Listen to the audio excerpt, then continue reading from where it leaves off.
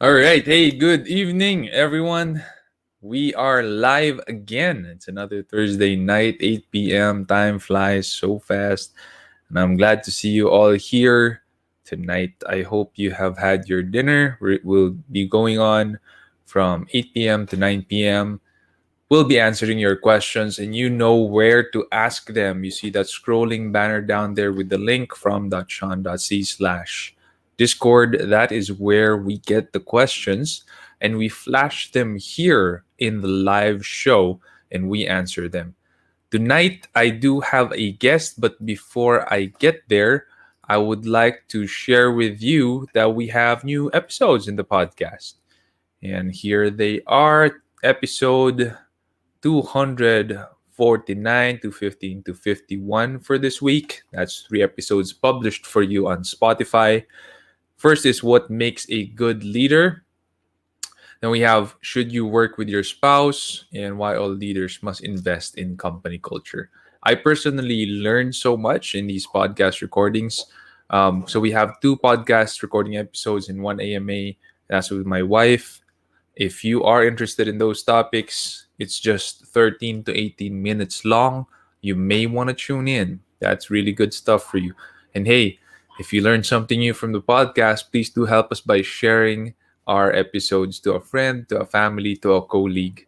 Up to today, Leadership Stack is a non-profit project of me and my team to helping people from, especially here in the Philippines. We do have listeners from all over the world, but especially leaders and entrepreneurs here in the Philippines to level up their leadership and entrepreneurship game. My guest for tonight is Carlo Biglang Awa, and he does have a podcast himself as well, which is the Now Finance.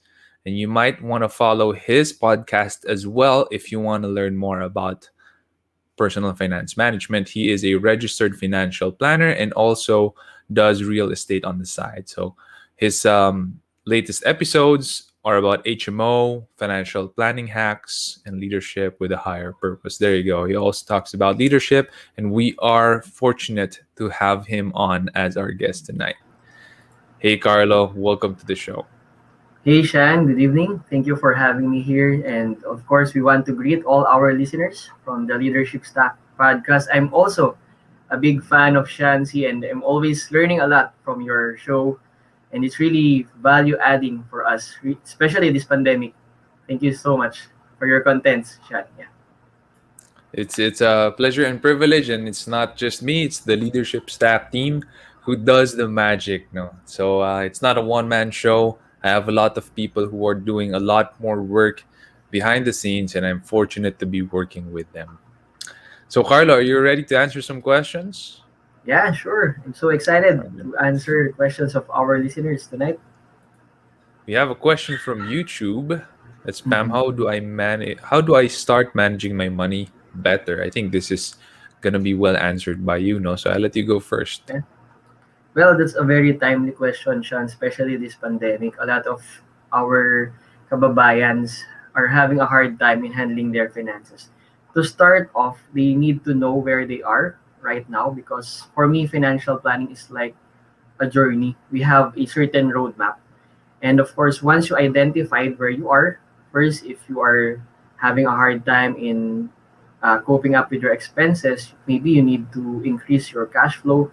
But on the other hand, once you also identified that you are having excess funds for the others kasi siya ngayon dahil mas naging matipid sila because of work from home setup, maybe once na na-identify nila yung situation nila, they can now go to the next step, which is maybe they can save more or maybe they can invest more. So the first thing talaga is to know where you are. Are you struggling with your day-to-day expenses or do you have excess? And after that, you need to know your goals as well.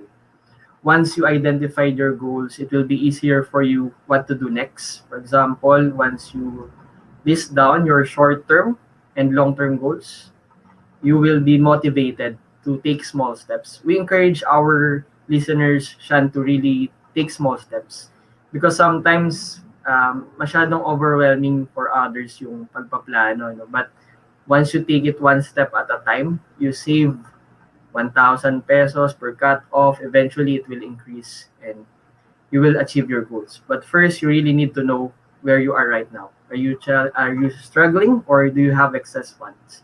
So you can identify the next step. Yeah. Very good. So, management, we always say what you can't measure, you can't improve.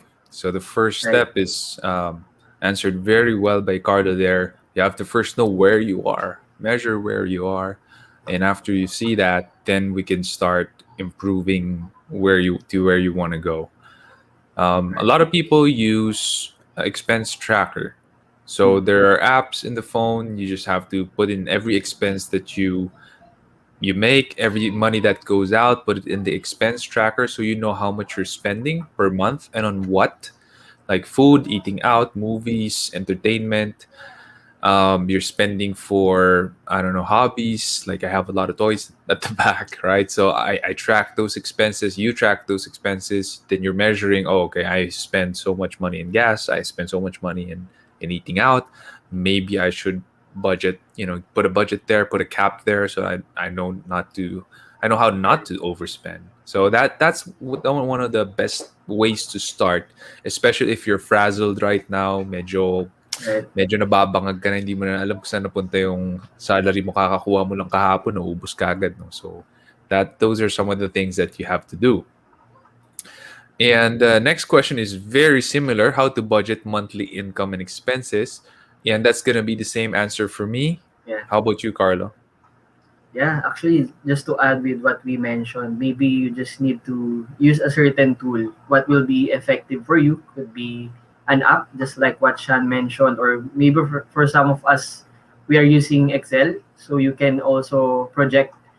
For example, after listing down your essential needs, your priorities, and then the non-essentials, maybe those two things are really important because once you list them down, you can now project how much can you save for this month, or are you going to lack a particular amount for your expenses.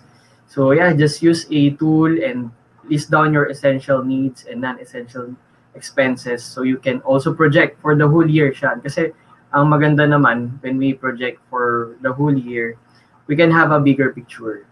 So we go for the monthly and then we go for the whole year tracker so we can have a more prepared action plan in the coming months. Kasi minsan doon lang tayo nakatingin siya, 'di ba, sa smaller scale. But when we look at on the bird's eye view, we can plan better. Yeah. For sure, for sure. Yeah, actually, best to pag may mga nagtatanong nga sa akin na Mm. what's your advice for me to be able to save up like 1 million pesos by the end of the year? And I tell them, Mm. okay, then if you're gonna have 1 million pesos by the end of the year, how much should you be saving per month? What are you Right. spending on? So look at the big picture, tama yung sinabi mo, Carlo, and Mm. then reverse engineer from there. Yeah, it's true. Good stuff. What are some spending habits we should avoid to help us grow our income? Hmm. See, I'll let you go first, brother. Okay, sige. Well, tama yung maganda yung tanong niya 'no, kasi it's really about our habits. Ito yung mga nakasanayan natin. Well, maybe being unaware of where your money is going. Kasi right now, because of the online platforms, sometimes it's easy to buy online, right? Minsan may magugulat ka na lang, may kumakatok na naman sa bahay ninyo, 'di ba? Meron na namang delivery. So I think we need to set some limits. We need to be aware. For example, we want to buy things online. For example, you should set around 3 to 5,000 limit depending on your capacity, of course. Kasi minsan kapag unaware na tayo siyan, we can be carried away, right? Or maybe for some by using their credit cards because they can just swipe and swipe kapag may gusto tayong bilhin. So nawawala na tayo ng awareness where our money is going. So I believe we need to be aware and we need to set some limits. Kasi kapag wala tayong sineset na limit, madali tayong ma-carried away. And of course, accountability siguro. Lack of accountability. Maybe if you're still single, you need to have someone who can check your finances or who can just ask you, kamusta naman yung budgeting, ganyan. Kasi kapag wala tayong accountability, madali tayong maging unaware. So, yeah, so we can have some parameters and limitations para mas maging maganda yung natin, allocation. That's good. And I'm gonna just add on that the mindset of our money not being ours. We're called if I'm a man of faith, and what I Mhm. share is only stuffs I really believe in. And what I believe in about money and about business is we're just stewards. We're Right, not really the owners of our money and our businesses. It's God who owns it, and we're just managing it for Him. So if you see it that way, you will really not spend needlessly. You will not spend out of um, want. No? Don't spend want only na parang kung gusto ko, okay na. Kung gusto ko, yun na yun. That's the ultimate decision. That's not how we should do it. If it's a major purchase, meaning it's 10, 20, 30% of your income or of your capital, your savings, you have to pray about it. Don't spend true. wantonly.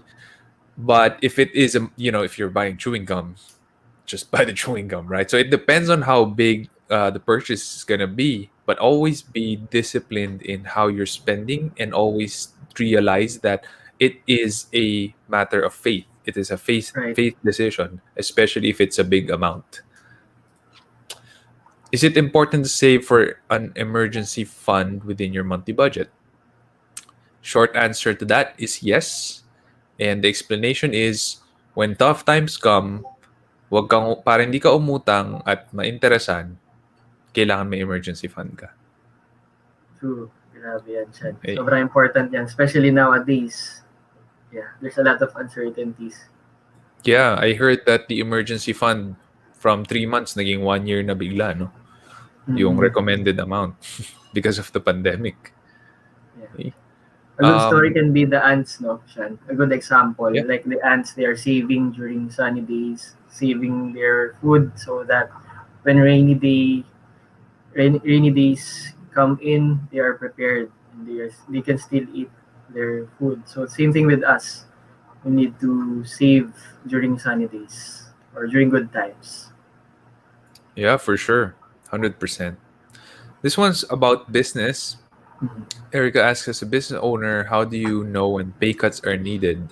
And how can you prepare your people for it? So I don't think there is a really good way to tell people that I have to cut your pay. Um, I can only share how we did it in SEO Hacker last year when clients aren't paying and no new business is coming in. So we organized the operations to run on skeletal team, and those who needed money, income, we arranged for them to have a volunteer program where they can work up to 4 hours, and we pay their salaries up to 4 hours. And that's their right salaries. We didn't cut their salary in half, but we paid the right amount. It's just that the amount of time that they can work is limited, so that we don't also bleed money needlessly. For the skeletal team, we asked them to work at least 6 hours. And that's because they are a critical part of the operations. I mean, we can't really shut down the websites of our clients. We still have to maintain it. We still have to do their SEO. And actually, it's the only thing working for them. Digital marketing is the only thing working for them. So we have to maintain it. We have to keep on doing what we're doing.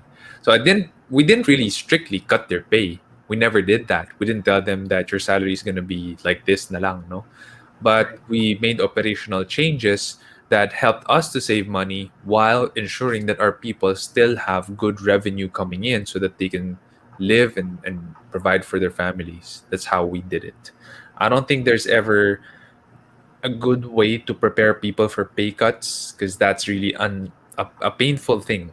It's very painful thing to tell your people that you're cutting their pay. As an entrepreneur, what types of scenarios should you keep in mind when creating your business emergency fund? We call that a safety net. We call that a safety net or a war chest. If you have a lot of legal concerns or problems, we call it a war chest. Um, what types of scenarios? Generally, the rule is it's like emergency funds. Whatever Right. you're making per month, multiply that by 3 to 6 months, that's how much you have to have at least with your war chest or with your safety net. So last year, when our clients weren't paying, what we did was we took out from our safety net to pay our people 3 months. And that was painful, but that's what we have the safety net for, you know. I'm glad Right. that we have that. And we didn't have problems with that. But the Exicom, we decided not to take salary during that time, during those 3 months. That's March, April, May. I think Wow. up to June. So up to 4 months, we didn't take any salary so that we can pay our people. And, you know, not a lot of things were happening last year. If we're going to be honest, not a lot of things were happening in business. Not Yeah. There's not much action happening, but we still had to maintain what we were doing for our clients. That's the problem. So we still had to work, even though not a lot of clients were paying, and we didn't have a lot of new clients coming in. So that is why you have to have your safety net. In terms of legal, when someone suddenly files a case against you and goes to court, and that has happened with SEO Hacker before, you have to have a war chest. How much should the war chest generally be? Well, it depends on how many times you encounter these problems. Thankfully for SEO Hacker, in the lifespan of the entire company, it only ever happened once. And that's because of a problematic person in the team. I'm happy to say that we won every case all the way to NLRC, Wow. and we didn't do anything fishy. We went everything straight and everything's legal and by law. So like God will vindicate you. God will be the judge between you. And this person, this rascal, changed the case multiple times. I can't believe there's such a person exists like that. But I have experienced it for myself. I have used some money in my war chest for my legal counsel. I have a fantastic legal team. I am very blessed to have them. And we won every case. That's why you have to have your war chest as well. What should people keep in mind when making personal emergency funds? All right, Carlo. Yeah. Ano nga ba? But siguro before I answer this one, I just want to commend what you did in your company regarding the salary priority because when you take care of your employees, they will also take care of your business. So you even sacrifice your own salary as the CEO of your company. So I really admire that decision. Yeah, well, Thank you, Carlo. yeah, when it comes to personal emergency funds, we need to know our big why. Why are we doing it? As what Simon Sinek mentioned in his book, we need to start with the why also in saving money, in building our emergency funds. If you're a family man like me, of course, you need to prioritize your family in case of uncertainties, just like what happened with this pandemic. A lot of people lose their jobs and even had salary cut. And so when you have savings or personal emergency funds, you will always go back to your why. Is it your family? Is it your organization where you are part of? Or maybe you are helping some uh, volunteer activities as well. So once your why is clear, you will be motivated despite of the challenges. Because challenges will really be there. There will be uncalculated scenarios. No matter how much we plan, Chan, of course, may mga bagay pa rin na hindi talaga natin calculated. But if we are prepared somehow, we can utilize our resources. Just like what Sean mentioned, we are after stewardship. We are entrusted of the resources that we have right now. And so we can use those resources to bless our family, our community, and whatever your motivation is, which is your big why. So I believe that will be our motivation, which will keep in our mind. We will keep in our mind. For sure. And a lot of people who have emergency funds, if you're single, it's usually because of when you lose your job. In the rare case, in the rare event that you lose your job and you didn't plan it, you got fired, you got laid off, you have X number of months for you to decide and to apply to numerous other places, and you can choose. Unlike when you lose it suddenly and it's not your choice and you were shocked, Now you're gonna have to bite the next hook, and sometimes that next hook is not the best hook. It sucks. It's not a job that you want to be in. So that's actually a very good reason to keep an emergency fund. But what Carlos said, there are different strokes for different folks. It's Right. different whys for each person. Could be your family, could be career, could be anything. How Next question, how have you been budgeting your income during the pandemic? Okay, what percentage are for essentials, groceries, electricity, etc.? That's interesting. Yeah. Well, for this, Shan, it depends for a particular person. We can answer this on a general perspective because for someone who have dependents, of course, you will prioritize your essentials, which could be food, electricity, or if you're renting, the rent. And then after those securing all the essentials, you will now look at the other expenses that will arise, such as transportation. But for someone who might be single, siguro ang goal niya lang din siyempre to check if meron ba siyang kayang i-save ngayon or it will be just enough. So again, we need to assess our current situation, and then we can also talk with our family about our season right now. Kasi right now, Sean, marami talaga na okay naman yung work niya, but if the family member has been affected by the pandemic, maybe may na-lay off or nabawasan yung salary. So you need to consider also the people around you. So once you consider those aspects, you can now start the budgeting. How many percentage will go to my essentials, maybe 60%, and then 20% for non-essentials. And if you can still save a portion, that will be better.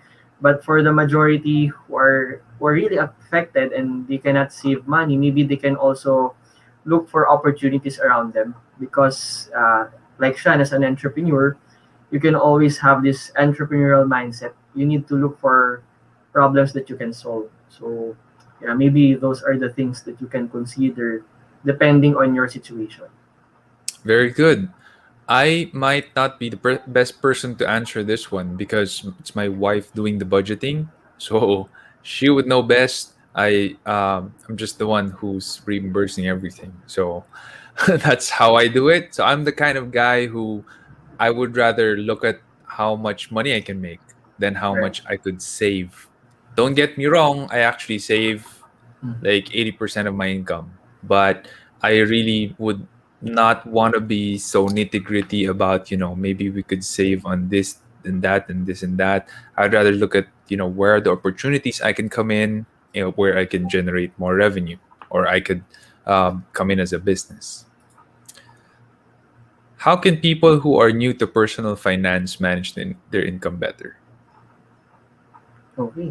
So I believe we are always saying this one that personal finance is about our behaviors more than our knowledge, as Dave Ramsey also mentioned. So we need to check also our behaviors. If you're new in financial planning, you need to check ano ba yung majority ng expenses mo right now. Kasi doon mo rin ma-assess kung ano yung pwede mong improve. For example, when I started uh, in financial planning, majority of my expenses napupunta sa mga damit, sapatos, because I was still single that time, Sean. Maybe you can also relate. And then eventually, when I realized that majority of my income are being placed in those items, I began planning. Sabi ko, kailangan may mapuntahan yung income ko. So, I shift my focus from buying to saving. And then, magsistart kasi yung pagsisave natin from budgeting. Once we start the habit of budgeting, let's say every month, you will list down again, like what we mentioned a while ago, your income, your expenses, what are your priorities, and then the non-essentials. Mas magiging ano ka na, intentional in taking small steps, in saving consistently. Kasi ang mahirap talaga simulan siyan is the habit of budgeting and saving. Pero once na masimulan mo yung budgeting and saving a portion of your money, it will become natural for you. It's like, di ba, pag we are brushing our teeth, it's just natural for us. Or taking a bath. So Yeah. that's the same thing when it comes to personal finance. We just need to set the habits that we want to to have a priority on so that it can have a better impact in our future moving forward. For sure. And hey, before we move forward, just want to share that we have YouTube videos. So we are on YouTube. For those of you who are subscribed to our podcast on Spotify, maybe you're a little less auditory, more visual. Every episode we've ever published is also on YouTube. And the good news is our subscribers are increasing. Road to 1,000. Hanggang ngayon wala pa kami sa 1,000, guys. Please do help us out. Really would love Malapit this na siya. 921 to increase. Kahit tatlo, apat lang, it matters to us a lot. That's more than 250 episodes now on YouTube. Yours for watching, reviewing, all free. So yeah, definitely share this with friends, family. Our episodes with Tom Caretti is there as well, and the latest podcast AMA episode with Apple, my wife, my dear wife. Should you work with your spouse? That is the question we answer there. Okay, any tips for people who tend to overspend when they go shopping? Shopping sa Lazada, shopping sa Shopee, madaming in-add to cart. Paano nga ba ang gagawin natin? Yeah, maraming pwedeng tips, no? Una, kapag may asawa ka na, syempre, yung asawa mo na yung ipag-handle mo ng pagbo-book online. Kasi minsan yung control din siya. It depends on the personality of a person. So if you're married, maybe you can ask help from your spouse. But if you're still single, you need to set boundaries. For example, per month, you can set a boundary of 3,000 to 5,000 or maybe 10,000 depending on your lifestyle, depending on your earning capacity. Kasi I don't want naman na ma-deprive natin sila because of budgeting. But once you set some parameters, you set some boundaries, you will be more aware na kapag ka umabot ka na ng 3,000 for example, 5,000, doon na yung pinaka budget mo for the month. Kasi ang tendency kasi siya, we are really kumbaga enjoying because of the convenience. Isang click mo lang, mabilis na umorder.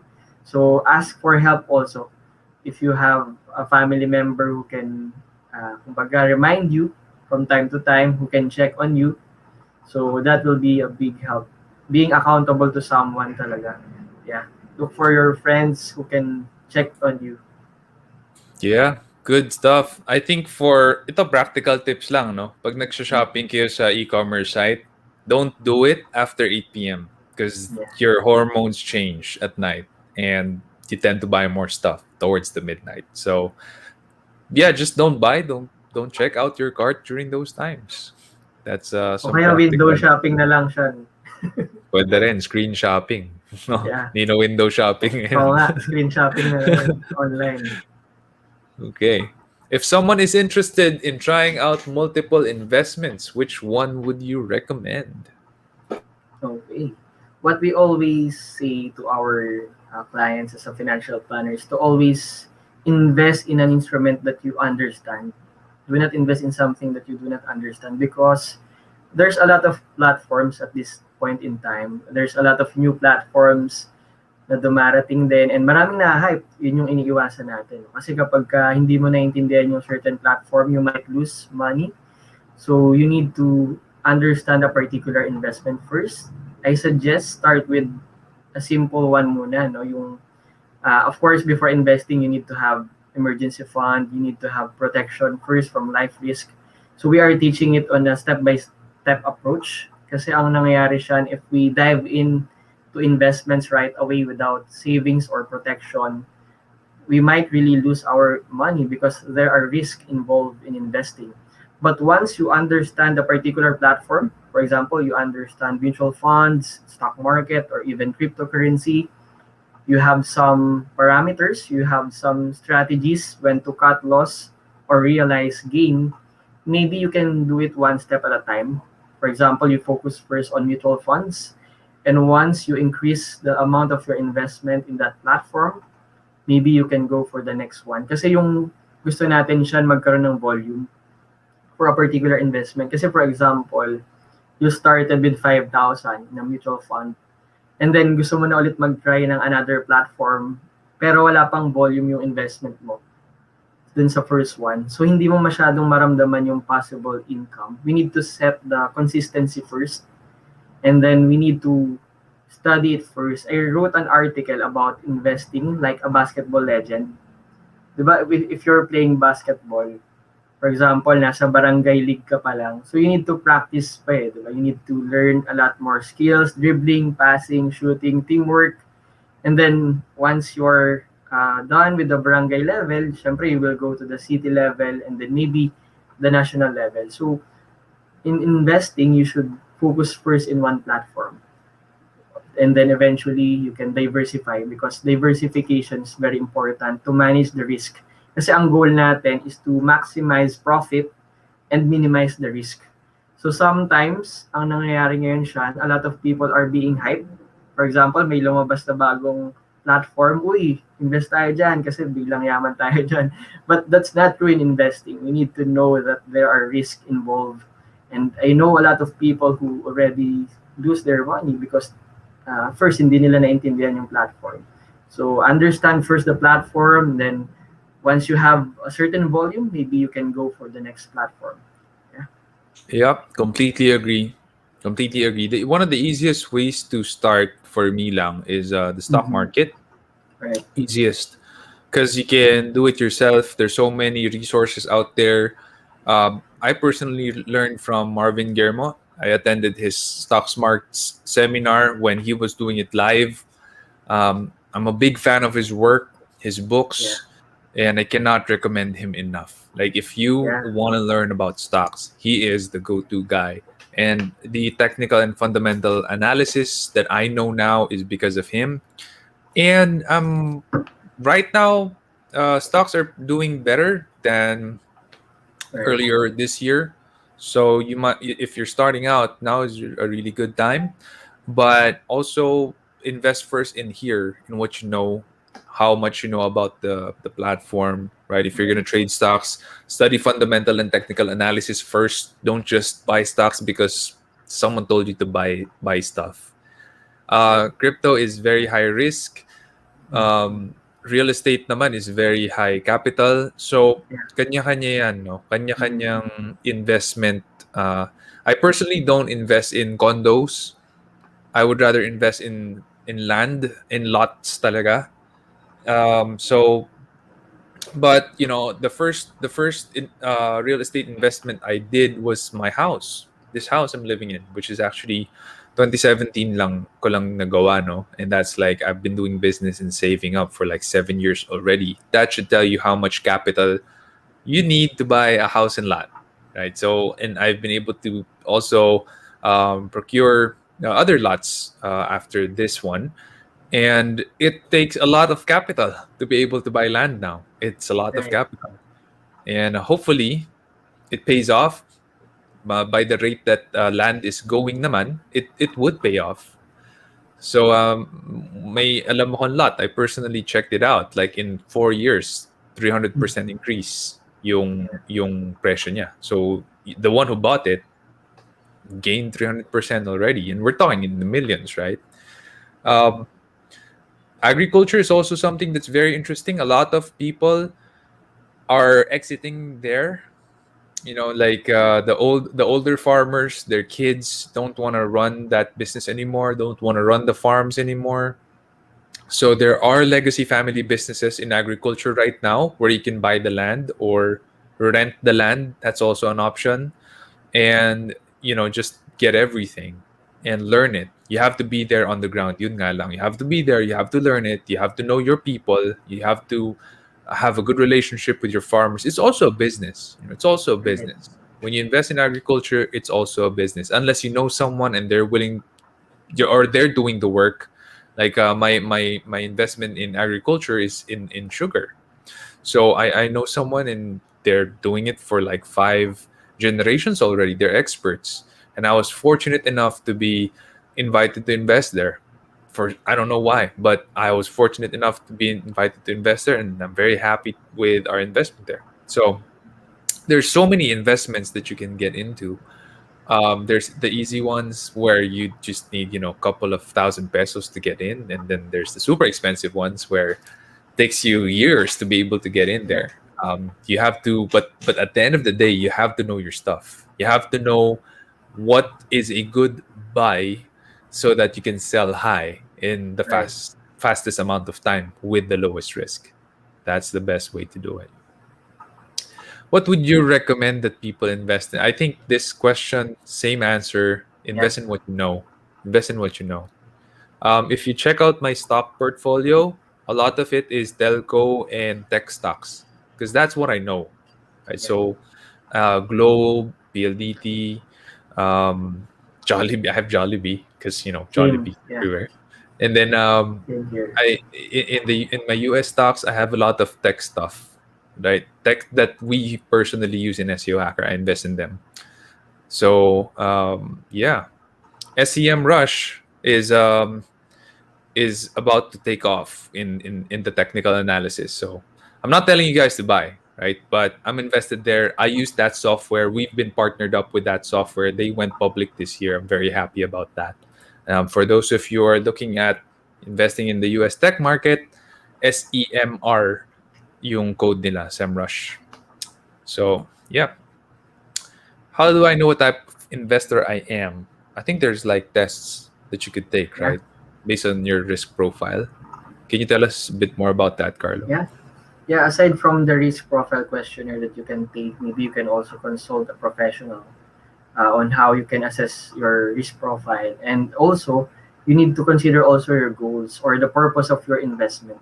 For example, if your investment is for a long-term purpose, the risk that you can take may vary from an investment wherein you will use it for the next 3 to 5 years. For example, Shan, someone who will invest for retirement can be aggressive.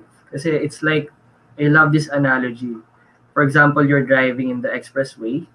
If you're still far away from the toll gate, your speed is still around maybe 80 to 100 kilometers per hour. But when you are approaching the toll gate already, you need to slow down a bit. So the same thing with investing. You need to know first the purpose of your investment because it can also help you identify if you can be aggressive. Aside from the risk profile questionnaire, of course, once you identify that you're aggressive, still you need to know the purpose of your investment. Kasi if you're aggressive, for example, but the purpose of your investment is something that you need after 3 to 5 years, I think you need to place it in a more conservative platform. Like for example, if you will be having a long-term purpose, you can consider index or the top companies in the stock market. But if you will be investing for the short term, maybe you can consider money market funds, which are more conservative, or maybe you can diversify like bonds, place some of your investments in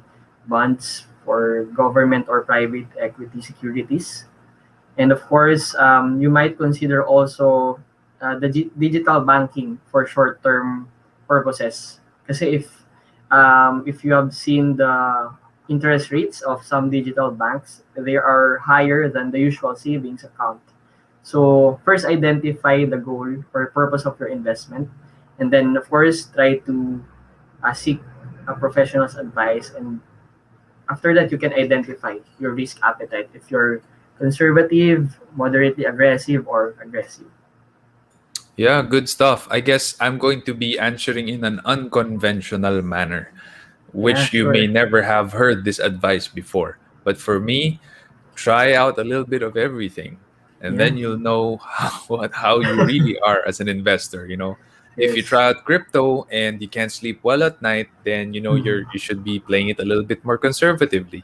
If you're invested in tech stocks and you still can't sleep well at night because tech stocks are a lot more volatile than, let's say, commodities or retail commerce, the brick and mortar commerce stocks, then you might be still a little bit more conservative. I mean, I did take that test, that Yeah. risk appetite test, and it came out that I'm somewhere in the middle. Yeah. But I have crypto and a lot of tech stocks, so I'm not sure. I'm not sure if, yeah, for me, just try it out. That's gonna be my answer there. Always know that my advice is always just put money you're willing to lose. Right. Right? If you're trying out, you're just trying to learn. You want to know things. always just put in money you're willing to lose, or there's virtual accounts that you could Yeah, use, that's virtual a good money you could practice. play with. That's good. Yeah, that's good practice for you if you don't want to risk your real money first. Question from Zar: is it advisable to apply for a separate bank account and wait for the small interest it gives me, or is it better to invest that money to crypto or anything that would profit more and faster? Okay, go Yeah. ahead, Carlo. Yeah, first off, Zar, like what I mentioned a while ago, financial planning is a step-by-step process. You need to have a particular emergency fund first. Then, of course, it's not that we are strictly implementing it. It's still up to you. But what we are recommending, once you are able to save a certain portion of your income, yeah, you can do a separate bank account from your payroll, for example, para hindi mo siya ma-withdraw. And then, of course, once you are set with your emergency fund, you have some protection from life risk, like mga insurances, life insurance, health insurance. And then you want to invest in cryptocurrency, yeah, that will be a good way. But again, kailangan pag-aralan mo muna. Are you willing to accept the volatility of cryptocurrency? If yes, then you can go ahead and invest in crypto. And of course, you need to consider also that it's not about getting profit right away. Kasi sometimes, if we focus on the profit too much, we lose the strategies. Like what Sean mentioned a while ago, we need to have some technical and fundamental analysis in decision making. Hindi tayo dapat mag-depend lang sa, for example, decision of famous people. So we need to have a certain personalized strategy because there's no single investment strategy that will work for everyone. So kailangan clear din sa'yo. Are you willing to lose this money in case fluctuate? For example, sa cryptocurrency, we witness how it fluctuated in the previous years. Yung iba talagang malaki yung kinita, pero yung iba talagang malaki rin yung loss. So establish first the foundations, like the savings and protection. Then after that, once you identify that you're comfortable with crypto, yeah, then go ahead and do crypto trading, but still you need to have some parameters before you can take profits. Yeah, good stuff. And one of the things that so I had an AMA episode as well in the podcast with Randall Tiongson. I know it's not published yet because we had it like sometime last month. And his crypto portfolio is like 5% or less. So it's just super small. And again, it's money is that he's willing to lose. I would say if you need the money, don't invest it. Just Yeah, put it in your bank account because you need that money. If it's excess money, then you can invest it. Where do you invest it?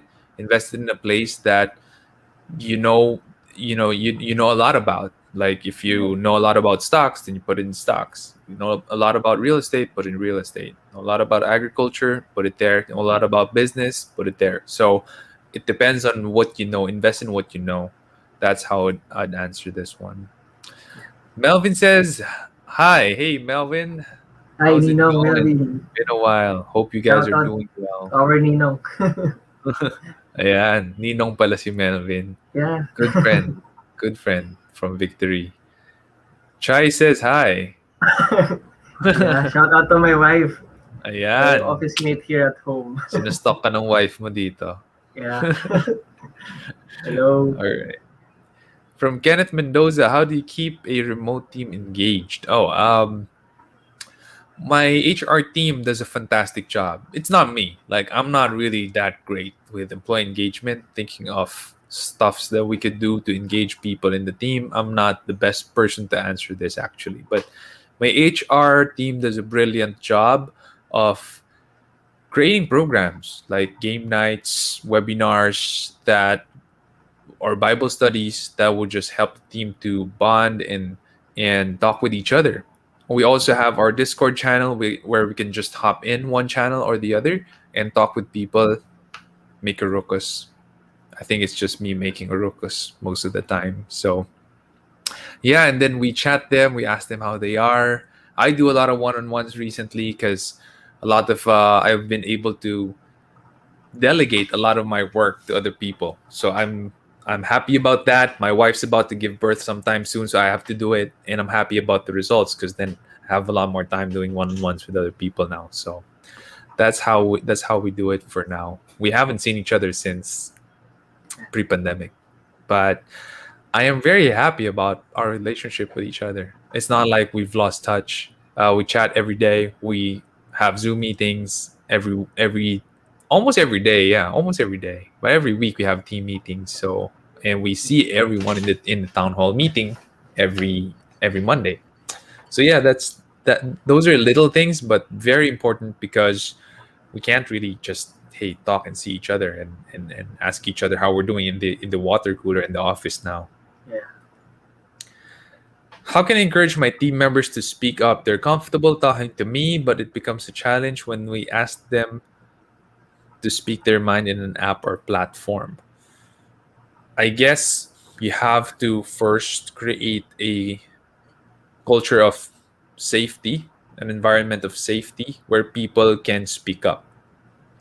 That doesn't mean they're not going to be responsible about what they say.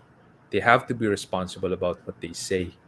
They can't just say things like they can't just tell you that I feel like resigning and I feel like this and this also feels the same way. Like they can't just say that.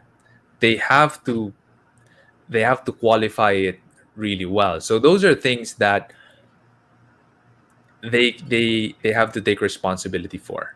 Okay? All I'm saying is when you create a culture of safety, a Yeah. psychologically safe zone where people can tell you stuff, they still have Right. to be responsible about what they say. They can't cuss you, they can't say bad or foul things to you.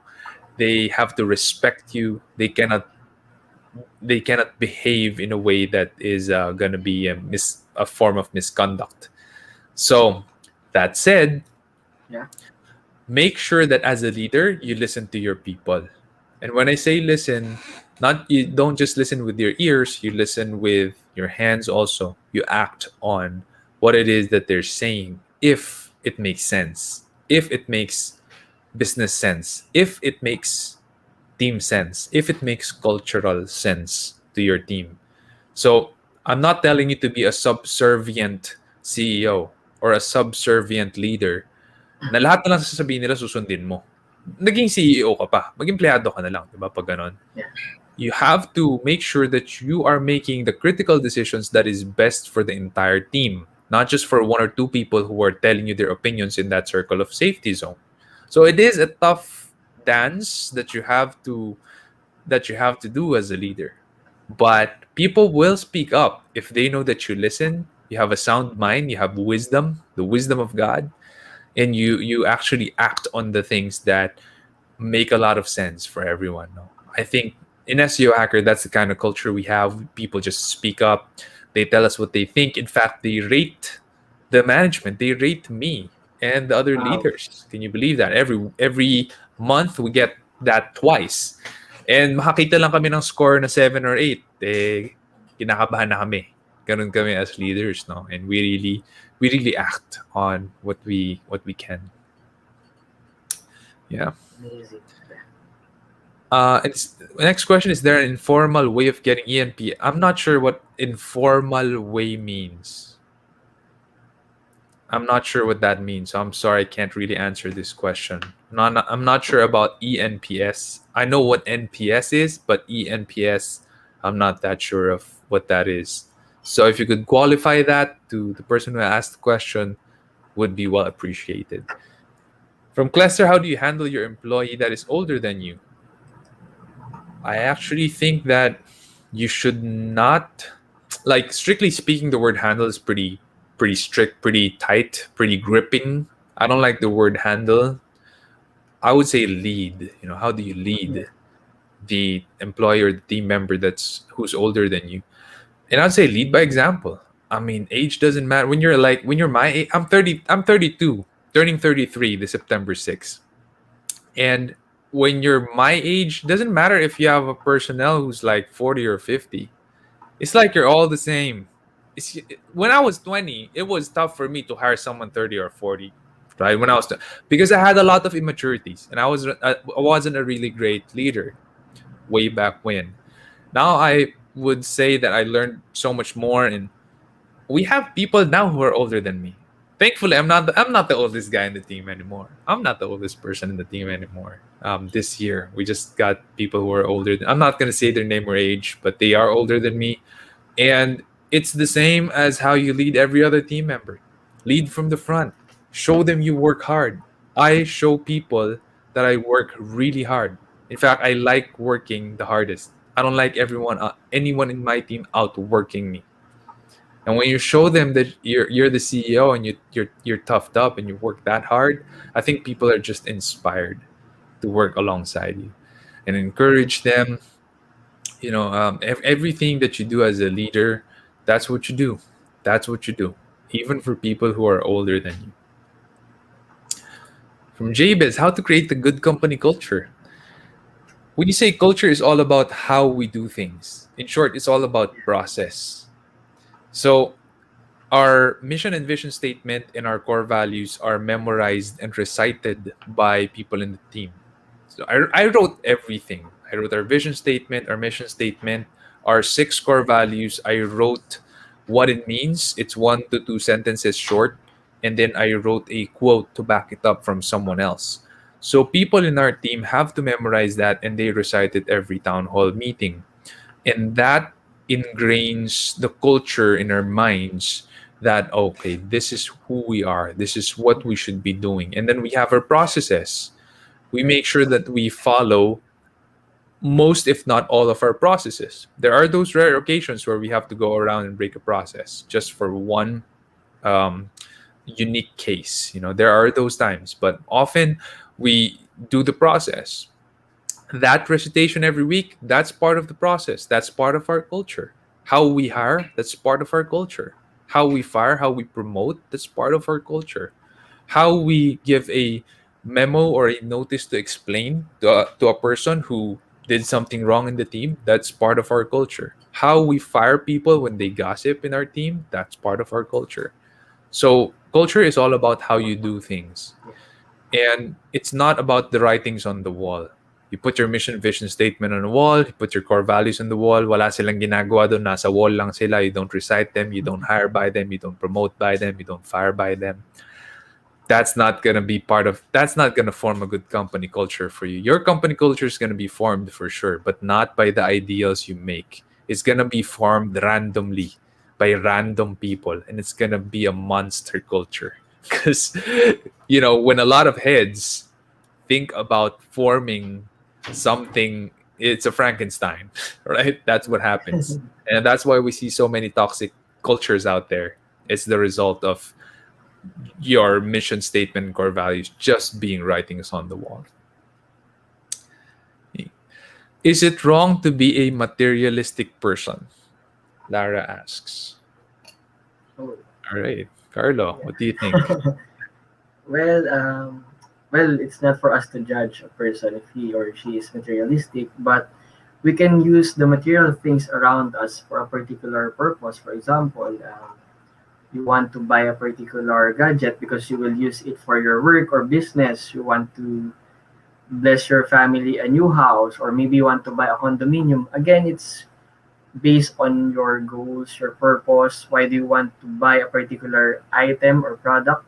As long as you are not living for it, but you are using it for your um, goals in life, or maybe you are using the stuffs that you are buying to have meaningful relationships with other people. For example, you bought a new car because you want to travel with your family members. Again, as long as our motivation is not to impress people.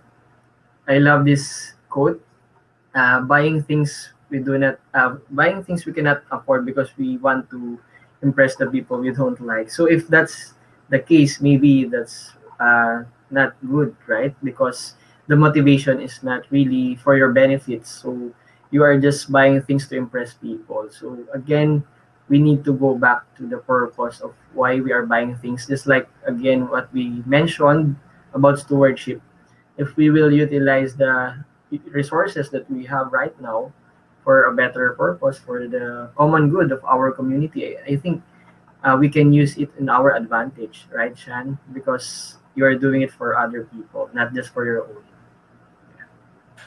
For that's a very good answer. I would, so I'm not gonna answer it in that perspective anymore because you phrased it perfectly. I'm gonna Yeah. answer it from a Another perspective of perspective. faith. Okay, Yeah, it's so I'm a good. man of faith. I share what I believe in, Right. and being materialistic in my definition is someone who loves the material world. You know, these things, the things you can buy here, the things you can use here in this world.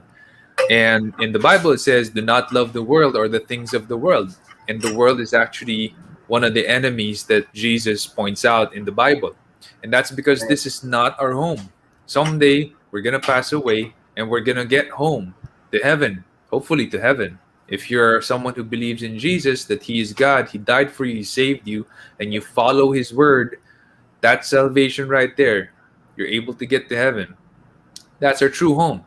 Everything you amass here, everything that you put, if you put your hopes and dreams here on earth, on stuff, on people, it's gonna pass away. Bible says Right. everything's gonna burn at the end of the day.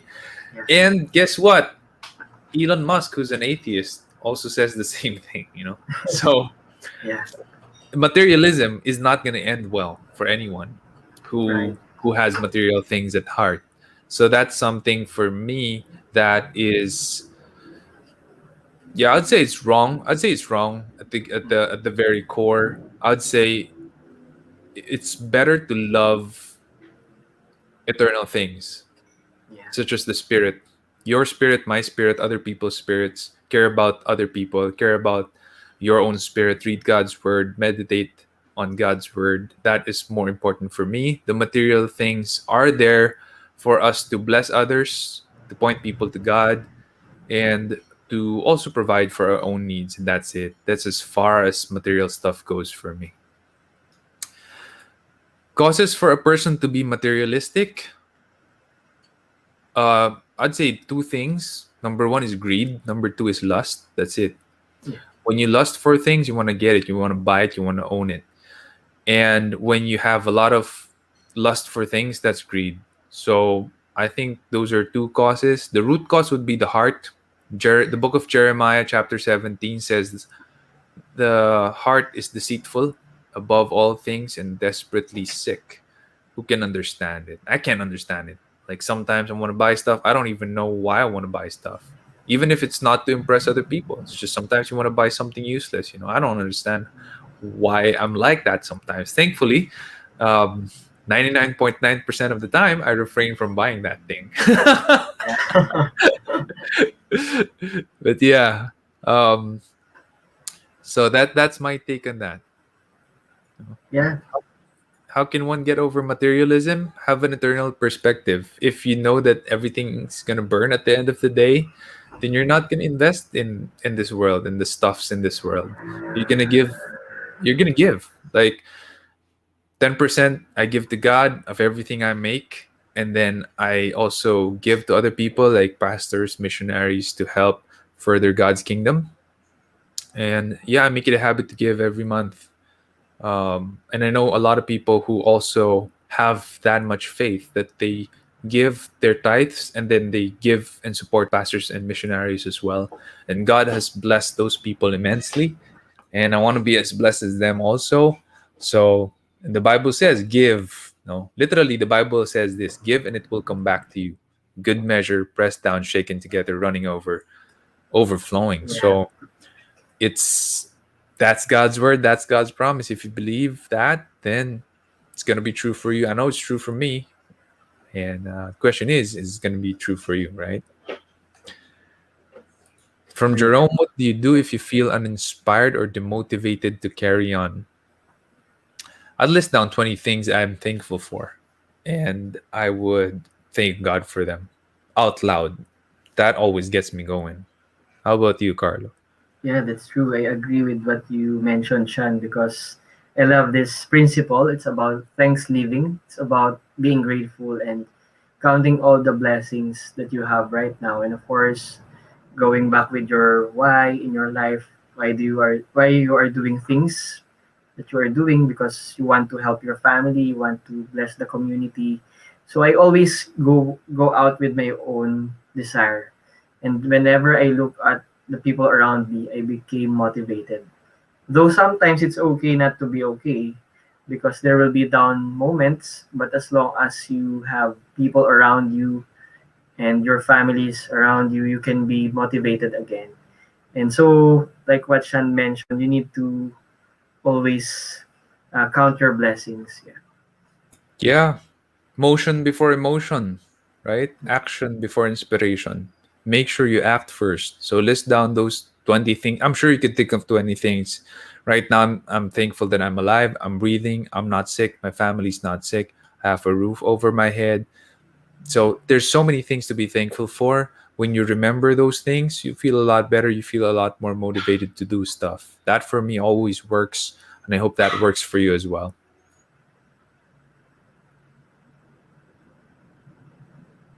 Lordy says hi, Sean and Carlo. Hey, Lordy. Thanks for Hi, tuning in. Lordy.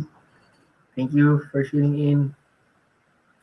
Kenneth says, thanks for answering. You're welcome, Kenneth. And I think Mitch is here as well.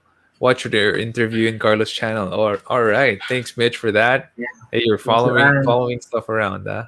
And she has a question. Can you tell us the story and how you started your podcast or YouTube channel? That's for you. Wow, that's a good question. Actually, I started it last year, and my motivation behind it is to really add value to first off to my clients because as a financial planner during the pandemic we need to adapt also with the new normal, so we cannot meet them anymore in person, but eventually it evolved more than just adding value to my clients. It expanded to our countrymen because I want to educate Filipinos more about personal finance and of course about business. That's why I asked Shansi also to be one of my guests. And because of that, I became motivated even though I really started small. So actually right now, Sean, my subscribers in YouTube was around 500 plus, I think. And in podcast, my total streams is not that high pa naman, no? Nasa 2,000 plus pa lang. But because of my purpose, because of my why, when I started the podcast, it gives me motivation. As long as there's one person listening in my podcast, I will keep on doing it. And backstory lang din, I was a frustrated reporter. Kasi ang dream course ko talaga dapat mass comm, but I took a business course in college. So because of the podcasting platform, I realized that it can be an avenue for me to practice my frustrations while adding value to others, of course. So that's good. And yeah, that's a very good attitude to have, no? Kahit may isa lang nakikinig. Yeah. This AMA, when we started the AMA, there's not a lot of people tuning in live. We get like 3, 5, 6 people tuning in live, and that's it. And I talk like Mhm. there's like 100 of them. And that's because you have to have vision. You have Yeah. to have vision. Someday, maybe I'll have 100 people tuning in live. And someday, maybe we'll have, 50,000 downloads per day. That's Yeah. vision, right? You don't have that. I don't have that now. I have Right. 50,000 starts, 50,000 downloads total since I started way back 2019 of July. Compared to others, that's like nothing. But we're not doing this for the numbers and we're not Yeah. doing this for money. We're doing Right. this to help other people. And if you have a purpose that's bigger than numbers and money, you're going to keep going. I mean, this Thursday I night love that. live, we sacrifice 1 hour. Sometimes it's 2 hours. We're a little over an hour right now, and for what? You and I, we're not getting any money out of it. It's really to help other people. Hopefully, they get value out of this. Share it with others who gets value out of this. That's all we can hope for. Yeah. I think we're down to the last two questions. Let's finish it up. Are you okay with that? Yeah, sure. Yeah. All right. How can Okay. one make big financial decisions? I'll go ahead. For me, Sure. if you have a big financial decision, if you're married, ask your spouse. She or he owns 50% of the decision. And then pray. If it's a big financial decision, you're going to purchase a house, you're going to purchase land, you're going to purchase car, a vehicle, truck, whatever. Pray about it. And then make the decision after that. Okay. Also make sure that you're not gonna that you can pay, right? If you're gonna ever gonna loan the money from the bank, make sure you can pay it off in the number of years that you intend to pay it off. Okay. Just to add, Sean, maybe you can have your due diligence. Maybe if you're buying a particular property, because the cost is not that small and it's a big financial decision for your family. Conduct some due diligence. What are the documents needed? How much is your budget? Set a timeline.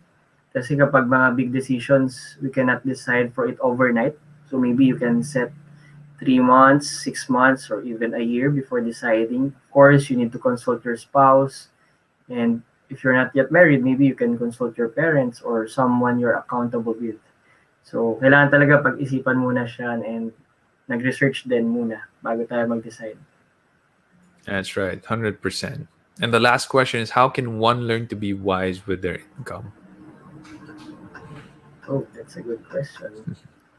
Yeah, I think you need to keep on learning new things such as the principles about finances. Most of it, I learned it from the Bible. Kasi ang pinaka-source naman talaga natin ng wisdom is the Bible. So it has a lot of verses about money. So how can you handle money? How can you save? How can you be generous? So I think we need to go back to the Bible because it's the source of our wisdom. And of course, we need to combine it also with the practical principles, such as what we mentioned a while ago. You can find someone who can mentor you and who can guide you, who can be accountable with you. And of course, as you go along, you need to read books as well if you want to learn more about money, finances, or of course, watch the Leadership Stack podcast in YouTube or listen sa Spotify or in the Now Finance podcast. Well, that's very good. Very practical advice. One of the things that the Bible says also that a wise man leaves an inheritance for his children and his children's children. Ibig Yeah, sabihin yung mga grandchildren mo, no? So definitely the Bible says for you to save up for the future. And also it tells you to give to God 10% of what you make. That for me is being wise with money, right. because when you're able to give to God 10% of what you make, you're a lot looser with what you have. You're a lot less materialistic, or you tend to love money a lot less.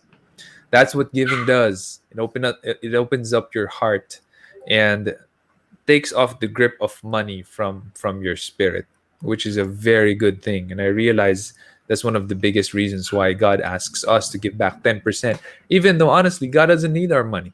He owns everything. So that is one of the ways that I would say you should be wise with money. And then again, with like what Carlos said, always be a student. Always want Yeah, to learn more. Listen to podcasts, read books. What should you do with your money? If you have excess, what should you do with it? Should you just let it sleep in a bank? Should you get life insurance? What kind of insurance should you get? Should you insure your car, your building, your house? If you're going to invest, which one will suit you best? Which one do you know more of? Is it real estate? Whatever. Always be a learner. And then any big investment you're going to make, pray about it. Ask your spouse as well if you're married. So hope that helps. Hey, we extended more than more than 9 p.m. tonight, but I hope all of you listening in got a lot of value out of this. Leadership Stack Live is every Thursday night, 8 p.m. But if you were here earlier and you heard me mention that my wife's about to give birth from today to anytime September 10, then you guys know that I might miss a week or two. And I'm giving you a heads up right now. For those of you tuned in right now, that's a heads up for you guys.